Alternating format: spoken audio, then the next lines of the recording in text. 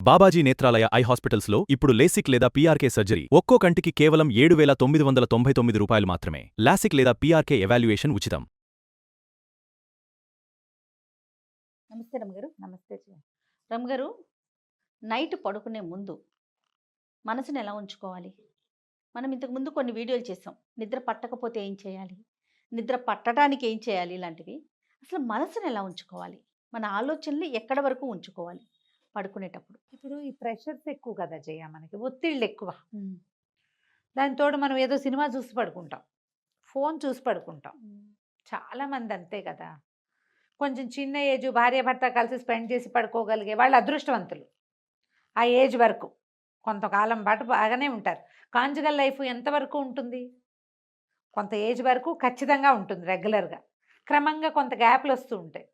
వీళ్ళకి ఏదో అనారోగ్యము, విసగట, ఆసక్తి లేకపోవడం, ఏజ్ ప్రకారం ఇవన్నీ సెపరేషన్స్ సహజంగా వస్తాయి. ఎవరి దారిని వాళ్ళు పడుకుంటారు. అయితే పొద్దునుంచి జరిగినవి సింహావలోకనం చేసుకునే పద్ధతి కొంతమందికి ఉంటుంది. ఏదైనా ఇబ్బంది, విసుగు, ఆఫీస్లో ప్రెషరు, వ్యాపారంలో ప్రెషరు, డబ్బుల ప్రెషరు, నచ్చనిది, ఇవి ఆలోచిస్తూ పడుకున్నారనుకో, నిద్రలో ప్రశాంతత ఉండదు. మనం అసలు నిద్ర ఎందుకు పోతాం? ప్రశాంతత కోసం. రెస్ట్ ఇచ్చి మళ్ళీ next day mind and soul, body, mind and soul మూడిటికి రెస్ట్ ఇచ్చి మర్నాడు మళ్ళీ కథన రంగంలో దూకడానికి. అంతే అంతే కదా. ఇది మనం ఎప్పుడు చేయాలి? 6:30, 7 అయ్యేసరికి నిద్రపోతే ఇంకా హాయిగా ఉంటుంది. మన జీవితాలకు ఆ అవకాశం లేదు. 11 పడుకుంటాం. ఒక్కోడు రోజు దాటితే కానీ పడుకోలేకపోతారు, ఆడైనా మొగైనాను. ఈ పడుకునేటప్పుడు కృష్ణరామ అనుకుంటే బాగుంటుంది. ప్రే చేయటం.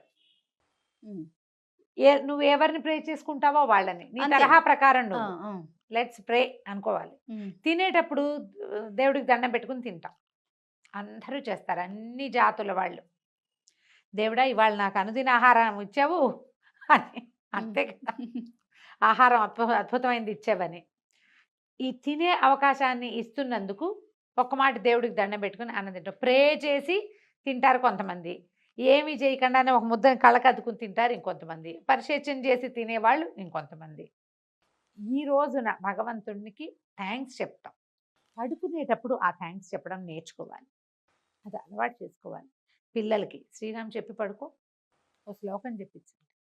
ఏదైనా చెప్పు, ఆపద పడతారని చెప్పు, శ్రీరామ్ చెప్పు, జయ శ్రీ ఆంజనేయం చెప్పు అని ఒకటి ఏదైనా ఒకటి చెప్పి అలవాటుగా చేస్తే ఏమవుతుంది, ఆ సబ్కాన్షియస్లో ఈ ప్రెషర్స్ అన్నీ తొలగిపోయి ఏ నామాన్ని వాళ్ళు అన్నారో అది ఫిక్స్ అవుతుంది.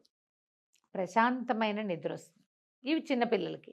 కొంచెం పెద్దవాళ్ళు అయ్యేసరికల్లా ప్రెషర్స్ పెద్దవాళ్ళకి తప్పవు కదా. అవును, పెద్దవాళ్ళకి తప్పవు.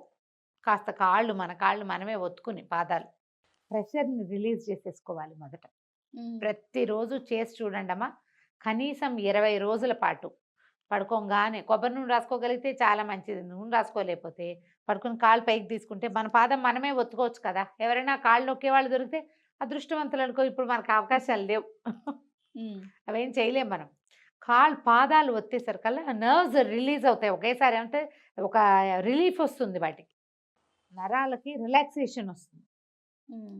అప్పుడు ఆలోచించండి కొంచెం. భగవంతుడి దయ వల్ల ఈరోజు బాగా గడిచింది, లేదా ఏదో ప్రమాదం తప్పించుకున్నాం, ఏదో ప్రాబ్లం వచ్చి కానీ తీరిపోతుంది అని దైవ ప్రార్థన చేసుకుని కనుక పడుకుంటే, మనసు అలా ఉంచుకోగలిగితే మీరు రేపటి యుద్ధానికి సమాయత్తం అవుతారు. అవన్నీ కుదరవండి అంటారు. కుదరవు. రేపొద్దున ఏం మానేస్తావు నువ్వు? అవి కుదరదు కదా. అవేమో మానలేమే. రేపొద్దుటి యుద్ధం తప్పదు. అవును, అది ఎలాగో తప్పదు. నువ్వు అవునన్నా కాదన్నా రేపొద్దుడిది పొద్దుడిదే. దానికి నువ్వు రెడీ అవటం అనే ఒక పాయింట్ ఉంది చూడు. అది ఇవన్నీ కూడా హ్యాబిట్సే మనం అలవర్చుకోవాలి. అలవాటు చేసుకుంటే మనం ప్రెషర్ని డిఫీట్ చేయలేకపోతున్నాము, దాన్ని జయించలేకపోతున్నాము, ఒత్తిడిని అధిగమించలేకపోతున్నాం. స్ట్రెస్, తర్వాత డిప్రెషను. మొన్న రాజమండ్రిలో ఒక ప్రోగ్రామ్కి వెళ్ళామని చెప్పాను కదా. అక్కడ చాలామంది తల్లులు, ఒక డాక్టర్ గారు, 2 సైకాలజిస్టులు వచ్చారు, పెద్దవారు 2, చాలా సీనియర్ మోస్ట్లు.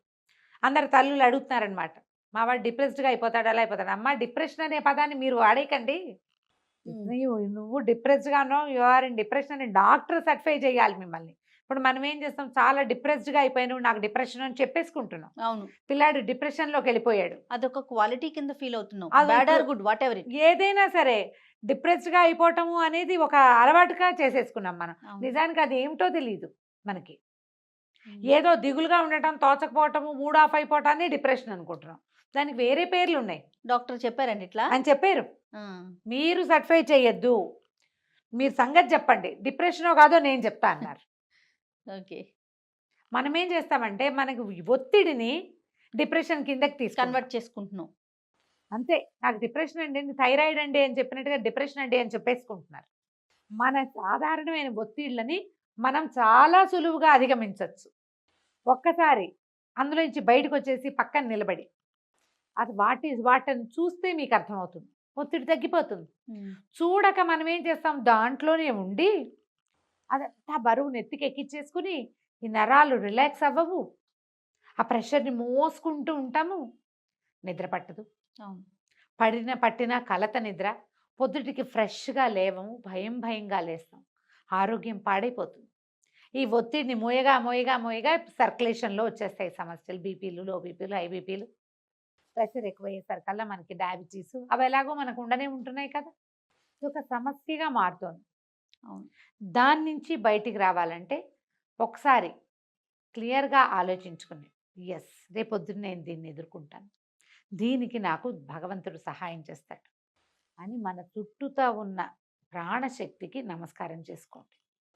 దండం పెట్టుకోండి. మీ ఇష్టదైవం కృష్ణుడో, రాముడో, నరసింహస్వామో, వెంకటేశ్వర స్వామి, అమ్మవారు, ఆంజనేయ స్వామి, వినాయకుడు, కుమారస్వామి, ఎంతమంది ఉన్నారు, లేదా మీకు ఇంకెవరో ఉన్నారు ఇష్టదైవం, నేను పేరు చెప్పని వాళ్ళు, తలుచుకోండి. మీ పద్ధతి ప్రకారం నాతో ఉండు, నాకు హెల్ప్ చెయ్యి, నువ్వు ఉన్నావన్న ధైర్యంతో నేను ఇలా ఉన్నాను, నన్ను ఇంత మాత్రం ఉంచినందుకు నీకు ఎప్పటికీ వేవేల కృతజ్ఞతలు చెప్పుకుంటానని భగవంతుడికి కృతజ్ఞతలు చెప్పుకోండి. ఒకసారి అలవర్చుకుంటే ఆటోమేటిక్గా మీ నిద్ర ప్రశాంతంగా పడుతుంది. ఎలాంటి ప్రెషర్లో అయినా పడుకుంటారు, మాత్రలు అక్కర్లా. మొదట చేయవలసింది కాళ్ళు శుభ్రంగా కడుక్కోవటం, తడి కాళ్ళు తుడుచుకుని అప్పుడు మంచం మీద పడుకోండి. పాదాలని బాగా నొక్కి రిలాక్స్ అవ్వండి. ఆ తర్వాత దండం పెట్టుకోండి. ఇలా ఆలోచిస్తే మీరు ఒత్తిడిని 50% అధిగమించగలుగుతారు బై ప్రాక్టీస్. ఏదైనా ఒక దైవ సహాయం తీసుకోవటమే. నేను చెప్పాను కదా, నాకు చాలా ప్రెషర్గా ఉంటే నేను ఆపదమ్మ పడతారని వదిలిపెట్టను. చదివి ఎప్పుడు నిద్రపోతానో తెలీదు, నాకేం పీడకలు రావు.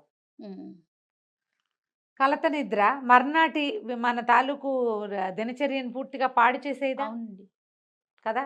అది మన ఆరోగ్యాన్ని దెబ్బతీయదా? దానివల్ల మన ఫ్యామిలీ, దానివల్ల మన ఉద్యోగం, మన కెరీర్ అన్నీ డిస్టర్బ్ అయిపోతాయి కదా. ఇది ఒక బలవంతపు ప్రాక్టీస్. ఇవన్నీ రావు, చేయలేము అని చెప్తారు జయ, గుర్తు ఉండదు చెప్తారు చాలామంది. మనకేం గుర్తుంటుంది? ఏదైనా బై ప్రాక్టీసే కదా. అంతే. మనకు పుట్టగానే తినడం వచ్చా, నడవటం వచ్చా, రాయడం ఏమొచ్చు? చెయ్యను అన్నీ వస్తాయి. ఇది కూడా అలవాటు చేసుకుంటే గనక మనం చాలా ఈజీగా ఒత్తిడిని అధిగమించగలుగుతాం. పడుకునేటప్పుడు తెల్ల కాగితం లాంటి మనసుతోటి పడుకున్నారా, పొద్దున మీరు ఎలాంటి సంతకమైనా మీ తెల్ల కాగితం మీద చేయగలుగుతారు. సూపర్. అంతే రమ్మగారు. నమస్తే. నమస్తే.